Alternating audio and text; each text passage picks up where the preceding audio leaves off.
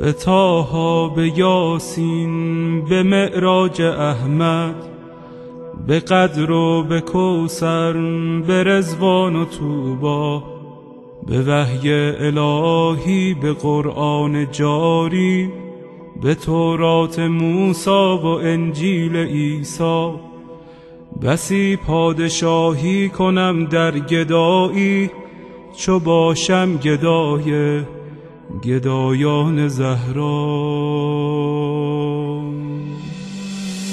چه شبها که زهرا دعا کرده تا ما همه شیعه گردیم و بیتاب مولا.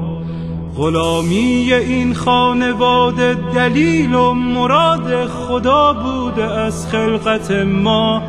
مسیرت مشخص، امیرت مشخص، مکن دل دل ای دل، بزن دل به دریا. که دنیا به خسران عقبا نیرزد، به دوری ز اولاد زهرا نیرزد. و این زندگانی فانی، جوانی، خوشیهای امروز و اینجا، به افسوس بسیار فردا نیرزد.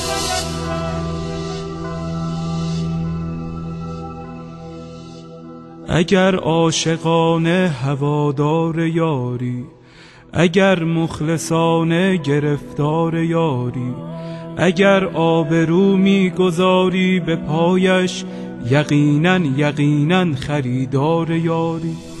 بگو چند جمعه گذشتی ز خوابت، چه اندازه در ندبه ها زاریاری. به شانه کشیدی غم سینه اش را، و یا چون بقیه تو سربار یاری. اگر یک نفر را به او وصل کردی، برای سپاهش تو سردار یاری. به گریه شبی را سحر کردی یا نه، چه مقدار بیتاب و بیمار یاری. دل آشفته بودن دلیل کمی نیست، اگر بیقراری بدان یار یاری. و پایان این بیقراری بهشت است، بهشتی که سرخوش ز دیدار یاری. نسیم کرامت وزیدن گرفته، و باران رحمت چکیدن گرفته.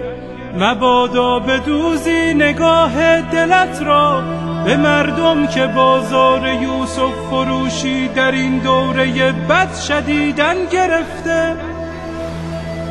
خدایا به روی درخشان مهدی، به زلف سیاه و پریشان مهدی، به قلب رؤوفش که دریای داغ است، به چشمان از غصه گریان مهدی، به لبهای گرم علی یا علیش، به ذکر حسین و حسن جان مهدی، به دست کریم و نگاه رحیمش، به چشم امید فقیران مهدی، به حال نیاز و قنوت نمازش، به سبحان سبحان سبحان مهدی، به برق نگاه و به خال سیاهش، به عطر ملیح گریبان مهدی، به حج جمیلش، به جاه جلیلش، به صوت حجازی قرآن مهدی، به صبح عراق و شبانگاه شامش، به آهنگ سمت خراسان مهدی،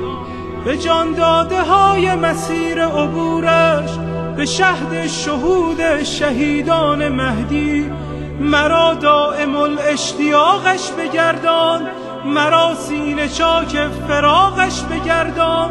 تفضل بفرما بر این بنده بی سر و پا، مرا همدم و محرم و همرکابه. سفرهای سوی خراسان و شام و عراقش بگردان. یا مهدی،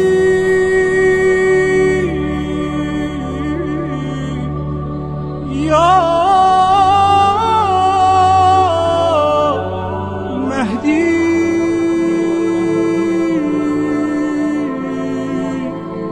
مددی